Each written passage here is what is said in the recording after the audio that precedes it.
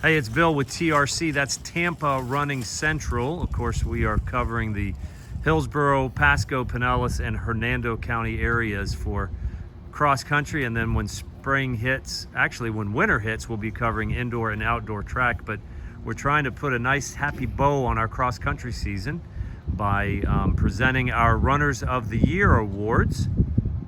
And I am here at King High School, one of the oldest high schools in the Tampa Bay area. That's a lot of fences over there, so we don't need to see those.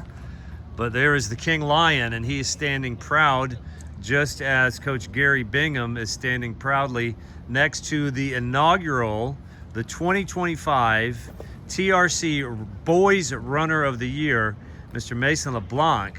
Congratulations. And we have a couple of nice items to present to you. Nice 3/4 zip and a very fancy Adidas backpack. You're definitely going to use that. That'll come in handy. Nice colors there, obviously, to match what you're doing. So Mason, man, you ran as fast as you needed to run, right when you needed to run it. You started out the season pretty good, and then you had a rough spot. And then you put everything together exactly where you needed to put it together. I know we've talked about your state meet, and we talked a little bit about the rough spot, and I guess it wasn't really a rough spot. I was kind of thinking it was, that, you know, maybe as a lot of runners do, we had a little lapse mentally. I know I did as a runner, but the important thing is that you got it back and you put it back together when you needed to. So let's talk a little bit about that. You know, most of the time these interviews are all about the good things, and yeah, I ran great, and this is what I'm looking forward to doing it, but very rarely do we really talk about the fullness of the season. You started out strong. I know you had a really good road race. I think I remember correctly. You ran really fast for a 5K on the roads, and then we had big hopes for you, and then had a little bit of a valley, a little bit of a downside, but then you brought it back up. So Coach and Gary, you can both talk on this, and if he gets it wrong, you correct him, and if he gets it wrong, you correct him on how it looked. But talk about the season from beginning to end. And you have 12 seconds. Ready, set, go. No, I'm just kidding. Yeah, talk about the season a little bit. You sound like me. Ready, set, go.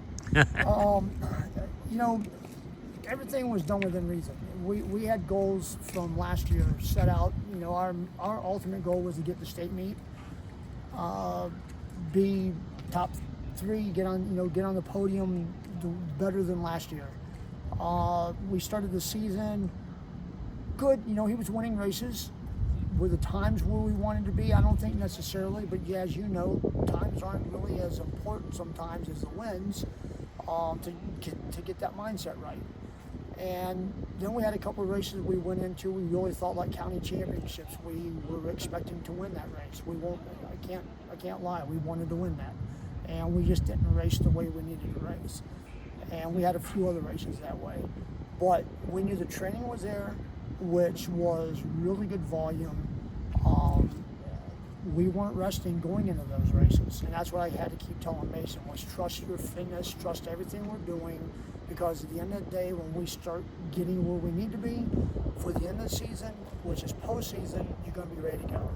And he did that. He won his district meet on not a fast course. He had 15:40. And, you know, then came back and won regions on a really fast course, which everybody always talks about, you know, Northport being a short course or really fast. Whatever it is, they count it as a 5K. He ran 15:25 there and won that pretty easily. And then went to state meet and ran the race the way we needed to run. He just got outran up there. That was that simple. Will Moss is a tough competitor, and Mason knew that. So Mason can touch on some of it on the other end.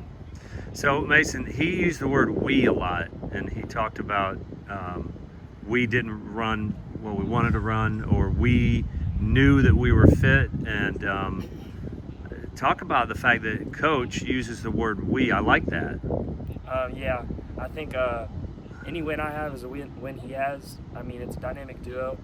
He couldn't do it without me, I couldn't do it without him. And it's really just, that's the real reason how we can make it happen, is a great coach, a great athlete, great things will happen. So it's really all that I can say on that.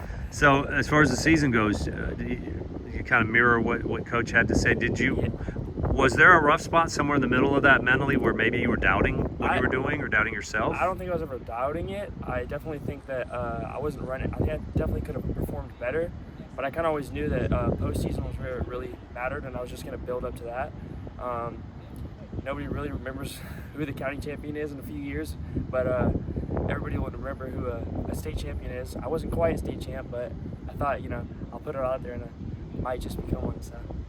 Yeah, well, you ran a smart race up to a point, and then Will made that move. And yeah, Will's absolutely a top-notch runner, and I mean, if you're going to get beat by somebody, it's a good thing you didn't get beat by somebody that just came out of nowhere and had the race of his life and just ran out of his head.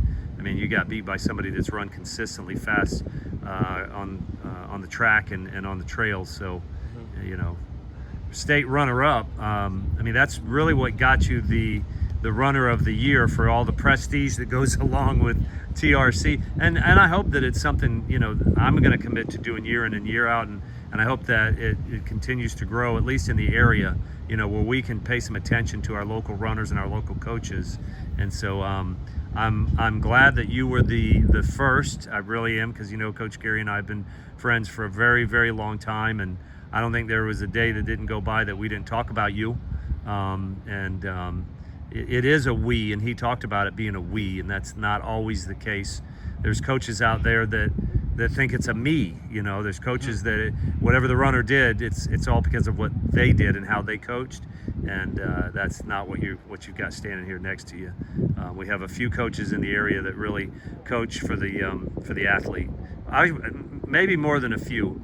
We've got some great coaches in Hillsborough County, but there are coaches out there that are centered around themselves, and I'm thankful that we don't have those on. You should be very thankful that you don't have one standing next to you there. Where's Dad? Are you free, Dad? Yes. We have Ben LeBlanc's over here, Dad. So as I said before, we got him to stop playing soccer. Yeah, that really was a surprise to me. I mean, I think it all started with the breaking the records here at the school. That was super fun, and then the success that they had together just kind of took off, and it was something that I will truly miss now that his cross country with high school is over. It has been something that has really been fun. It's not that your family needed to be brought together, but it was a family thing for y'all. I mean, your wife and your sister, your daughter seem to be at all the meets, cheering them on, and that's a neat thing too. And that, unfortunately, is the thing that we don't see enough of in this day and age. There's a lot of single parent families out there. There's a lot of kids that parents don't come to anything. There's a lot of parents that the kids wish they didn't come to anything, but that's not what you guys have. You've got a great family, Ben. You've got a great son, and Mason, you really have got some great parents that have supported you through this and supported Coach, and that's so important. And that really goes a long way in making you the runner that you've become, is to have that support crew of Dad and Coach and Mom and sister and the whole family. It does take a village. So we got track season come up. Can't go without talking about track season. You got 9:27 and 4:21 PRs. Let's make some bold predictions here. Hopefully 9:10 or faster in my 2-mile, and 4:15 or faster. Okay, so you're thinking 2-mile is probably going to be your better event. Okay, and then when you get to college, maybe bumping it up to 5,000 or 10,000 on the track. Yeah, probably. Yeah.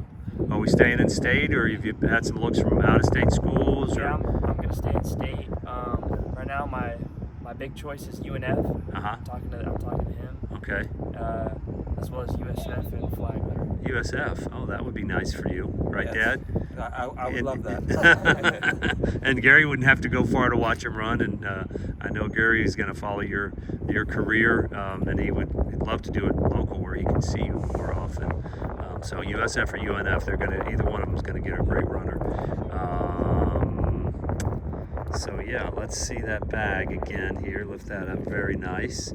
And your jacket, the first, I got to highlight, these are the first of their kinds. And so it has been a great season. It's been fun watching you race. It's been fun listening to Gary brag on you. More than anything, he bragged on you. I may probably make more of the downtime, the laps, that we weren't running as fast. He never had anything but confidence in you and what you were doing, and obviously it paid off for you. State runner-up and our 2025 TRC Boys Runner of the Year. Congratulations, Mason.